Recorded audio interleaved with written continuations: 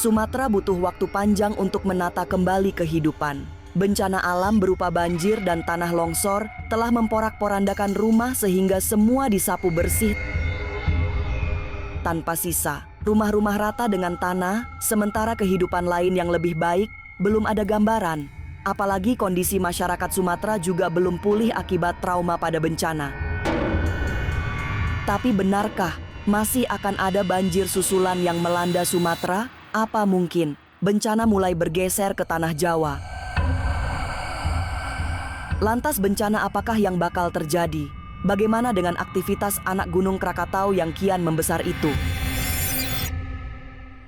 Masa depan memang misterius dan penuh tanda tanya. Tak usah menerka-nerka, karena was-was akan menerawang kehidupan selebriti, serta mengungkap asmara, karir, dan peruntungan.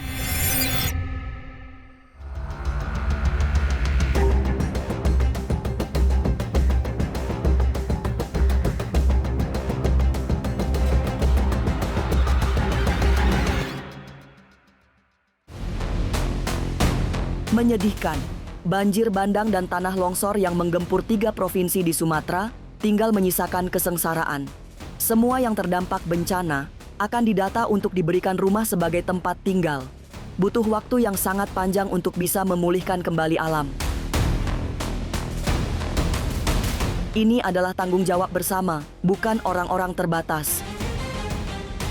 Dan di saat upaya pemulihan terus dilakukan, ada ancaman banjir bandang susulan yang barangkali kekuatannya jauh lebih berbahaya. Untuk pemulihan bencana di Sumatera itu, mohon maaf sangat lama karena memang seperti pernah saya bilang akan ada bencana-bencana susulan ya. Dan memang mohon maaf sekali, bukan maksud hati untuk menakutin, memang tanah Sumatera untuk tanahnya sedang dikikis perlahan-lahan seperti itu. Di awal tahun ya menjelang Idul Fitri itu namanya air akan berkunjung kembali ke Sumatera seperti itu. Kalau untuk korban selanjutnya, bencana selanjutnya itu memang untuk korban tidak terlalu banyak seperti sekarang ini, karena kejadiannya pun tidak terlalu besar seperti sekarang ini ya. Tapi namanya suatu bencana, semua orang tidak akan mau, apalagi yang namanya luka sekarang ini belum sembuh dan terjadi lagi luka, itu menurut saya akan mendampak kepada trauma psikis kepada anak-anak. Sumatera masih akan dilanda banjir bandang. Bencana alam yang menggerus tanah Sumatera memang akan memakan waktu sangat lama untuk bisa dipulihkan. Dan setelah Sumatera, yang menjadi sasaran bencana adalah Jakarta Utara. Kawasan elit di pesisir utara Jakarta terancam musnah akibat bencana alam. Ya, harapan saya memang ya bismillah jangan sampai terjadi ya. Saya takut dengan daerah titik di daerah Jakarta Utara juga untuk kedepannya masih terus bergejolak, dan terutama di daerah PIK, karena saya minta jangan ada lagi pembangunan yang berlebihan untuk di daerah sana, karena tekanan tanah yang terjadi di sana itu sudah tidak sanggup. Itu akan efeknya akan tekanan tanah ditekan, otomatis gelombang air akan naik, dan itu saya melihat sebuah gambaran air yang sangat besar di daerah PIK, dan itu memang kerugian yang luar biasa. Namun berbahayanya adalah yang tidak terlihat itu ketika terjadi gejolak di daerah PIK itu, nah tanah yang ada itu, yang di dalam itu kan akar-akar tanah itu kan merambat ya, itu yang akan berdampak ke tengah kota. Nah itu yang berbahaya itu seperti itu. Makanya saran saya tolong bijak untuk kedepannya, untuk pembangunan, untuk perekonomian gitu ya. Jangan hanya dipikirkan masalah keuntungan, tapi tolong lebih bijak, pikirkan masa depan yang lebih panjang. Untuk apa pembangunan terlihat modernisasi, tapi efeknya hanya sebentar. Dari utara Jakarta, Feni bergeser ke Jawa Barat karena ada tanda-tanda bencana yang sangat besar. terutama yang berasal dari perut bumi. Sesar Lembang yang mulai aktif menjadi salah satu peristiwa maut yang terjadi. Beberapa daerah yang dilewati sesar Lembang bisa menjadi sangat menakutkan karena memiliki potensi bencana yang sangat besar. Wilayah seperti Bekasi hingga Bandung termasuk yang harus berhati-hati saat sesar Lembang mulai menggeliat. Semoga tidak terjadi, bismillah tidak terjadi. Saya takut di daerah sesar Lembang.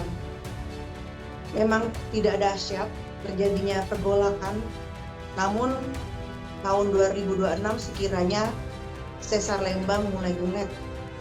Yang saya khawatirkan itu adalah di daerah Bekasi, terutama yang di dekat dengan laut. Itu yang harus tolong waspada. Selain itu juga memang kan di daerah sana itu banyak tumpukan sampah. Pertama itu yang saya khawatirkan tadi itu adalah di sesar Lembang Bandung.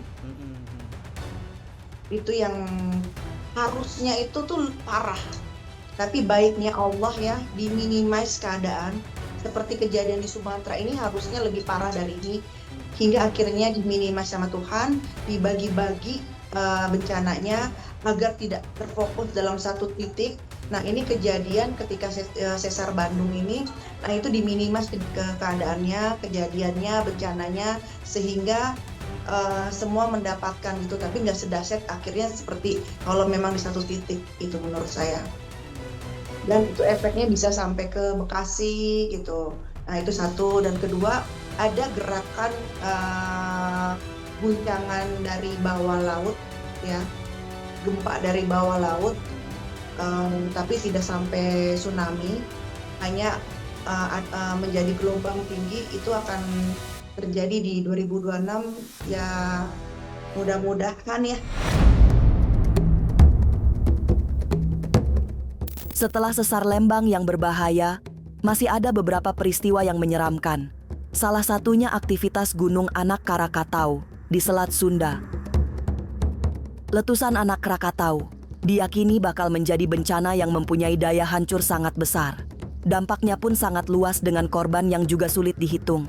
Sebagai anak indigo, Feni Rama bahkan sudah melihat potensi Anak Krakatau meletus sejak beberapa tahun lalu. Ia memilih diam karena tidak ingin membuat suasana menjadi penuh rasa takut. Dalam pandangan mata batin Feni, saat peristiwa erupsi Anak Krakatau terjadi, tanda bahaya sedang dibunyikan. Letusan Anak Krakatau bisa jadi akan sangat besar, sehingga membuat Feni merasa sedih sendiri melihat kehancuran terjadi di depan mata. Sejujurnya Mas, sejujurnya itu sangat menyeramkan bila terjadi. Sangat, ya kita bisa mengalami kelumpuhan sesaat bila mana Krakatau itu terjadi. Nah, saya tuh sejujurnya tuh sangat takut dan menghindar untuk liburan di daerah sana, di daerah Banten, Serang. Saya sangat menghindar untuk liburan di daerah sana karena itu sudah terasa dari setahun 2 tahun yang lalu. Nah, yang saya khawatirkan ini kejadian di 2026, tapi justru itu akhirnya memancing spiritualisasi saya untuk mendoakan, untuk benar-benar memohon kepada Tuhan agar ini tidak terjadi. Karena ini lebih dahsyat daripada sesar Lembang bila ini terjadi. Dan korbannya luar biasa. Bentuk peta akan berubah. Lampung ya bisa hilang. Itu sangat menakutkan.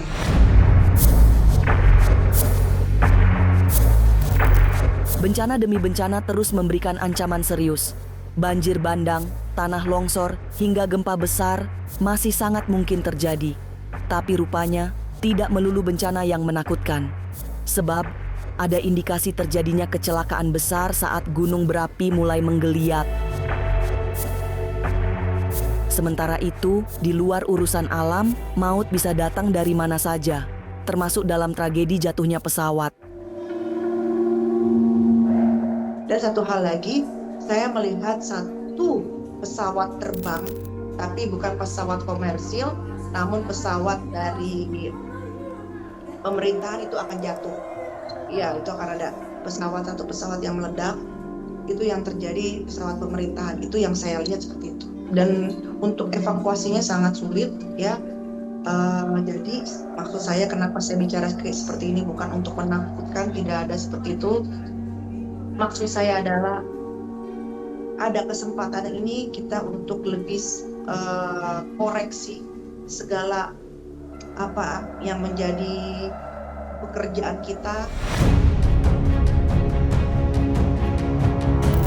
Bencana, besar atau kecil dampaknya, tidak pernah berdiri sendiri. Selalu ada yang menjadi penyebab terjadinya peristiwa-peristiwa besar yang menakutkan.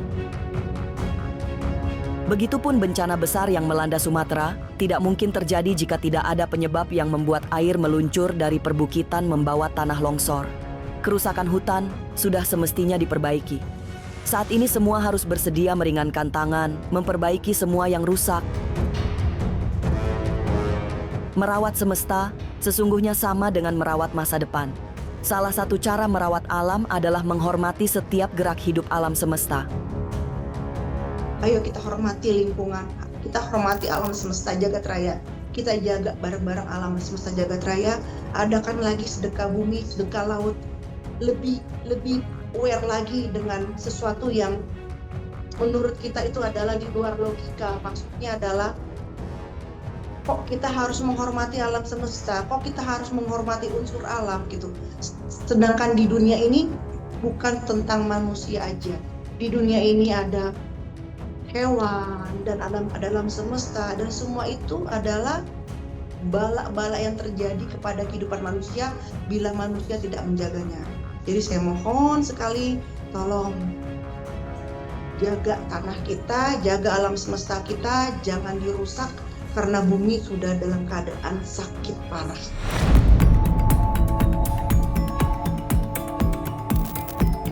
Sumatera memang butuh waktu panjang untuk bisa dipulihkan.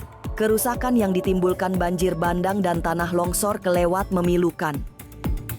Belum lagi penderitaan para korban yang kini hidup di tenda-tenda pengungsian.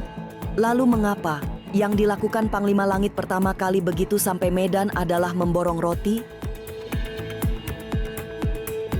Jangan lupa saksikan Was-Was setiap Senin, Rabu, dan Sabtu. Jangan lupa komen, like, and subscribe. Saya Uya Kuya, penonton Was-Was.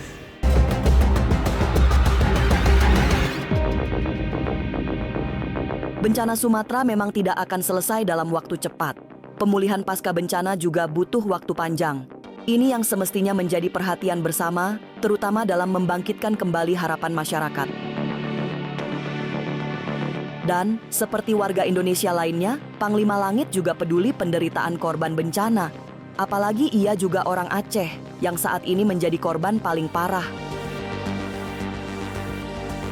Demi melihat serta memastikan masyarakat terbantu, Panglima Langit terbang ke Medan untuk menyampaikan donasi. Tapi begitu mendarat di Medan, yang pertama dicari adalah roti. Panglima Langit sengaja memborong roti untuk dibagi-bagikan kepada para pengungsi. Setelah memborong roti, kemudian membagikan di jalanan yang dilewati, Panglima Langit menuju Aceh melalui jalur darat. Ini kita belanja roti tahap pertama, nanti kita cari lagi. Kemungkinan soalnya dia udah habis stoknya, nggak ada lagi. Jadi rencana dia akan lebih banyak lagi kita beli, cuman karena di sini stoknya terbatas, jadi ini dulu. Nanti kalau ada lagi di pinggir jalan kita akan berhenti, kita cari lagi. Ya ini kan ya paling targetnya mungkin bisa jadi sampai 100 atau 200 bungkus seperti itu. Ini kan cuman berapa yang ada, berapa puluh ya? 30 apa berapa tadi ini kalau nggak salah, seperti itu. Nanti kita juga udah siapkan baju yang baru udah kita siapkan, nanti kita bagi-bagi juga di sana. Rencana ya ke arah kota Tamiang, Aceh Tamiang, dan ke kota Langsa. Dan kita juga bagi-bagi sembako. Karena sebagian saya udah bagikan sembako juga 2 hari yang lalu, sekitar 250 sak beras, plus minyak goreng, plus telur, dan sudah terbagikan untuk 250 kakak yang berada di kota Langsa ya, belum mengarah ke Tamiang. Tapi nanti target berikutnya saya akan beli lagi mungkin sekitar 200 atau 300 sak beras untuk pembagian di 300 kakak lagi.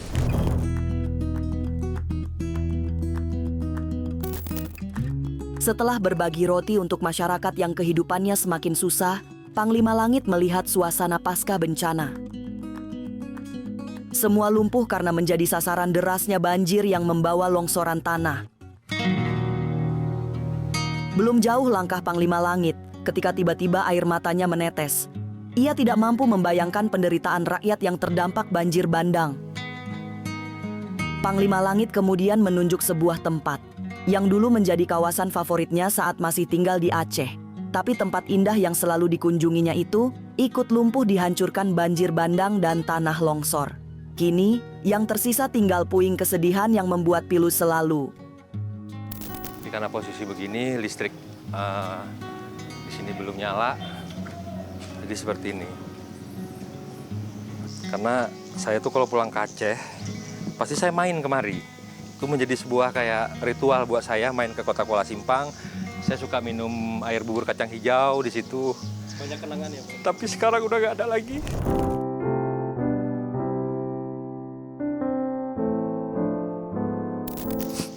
Hancur. Saya suka makan mie di situ, duduk. Ini saya berjalan kayak di kota yang tidak ada penghuni. Tapi dengan situasi begini, kali ini saya pulang ke Aceh. Yang saya lihat ini seperti ini gitu. Pemirsa bisa lihat sendiri. Tidak ada kehidupan pemirsa di sini. Lantas seperti apa tangis kesedihan rakyat yang kehilangan segalanya akibat bencana? Sesaat lagi, Was-Was akan mengungkapnya. Tetap like, subscribe, dan share. Karena Anda patut was-was sebelum menyaksikan Was-Was. Jangan lupa saksikan Was-Was setiap Senin, Rabu, dan Sabtu. Jangan lupa komen, like, and subscribe. Saya Uya Kuya, penonton Was-Was.